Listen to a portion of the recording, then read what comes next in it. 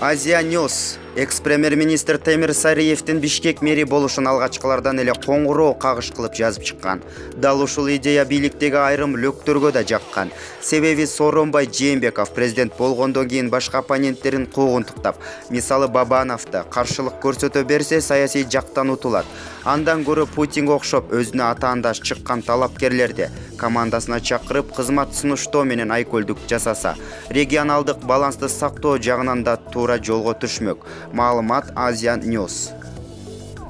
Бүгүнкү күндө Алмазбек Атамбаев досу Сооронбай Жээнбековго алданып калганын ичтен туюп, бирок резонанстуу кадамдарга азырынча барууга эртелик кыла турганын сезип, убактылуу түрдө артка чегингени байкалды. Дээрлик кадрлары кызматтардан кетишти. Эми эмне кылуу керек? Атамбаев үчүн бир гана жол бар. Эски ыкмасына түшүп электораты менен жакындан иштешип, ошого катар оппозициялык маанайда пиар иштери аркылуу элдин назарын бурмакчы. Эң башкысы бүгүн Атамбаевдин финансылык ресурсу күчтүү, кадыр баркы түшүп калганын кайрадан көтөрүүнүн амалын ойлойт. Бакиев режиминде да мындан жаман акыбалда болчу. Кырдаалдан чыгуун адамдарды өзүнө тартууну билет.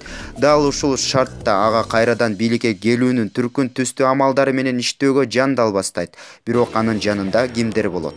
Булак Азия News.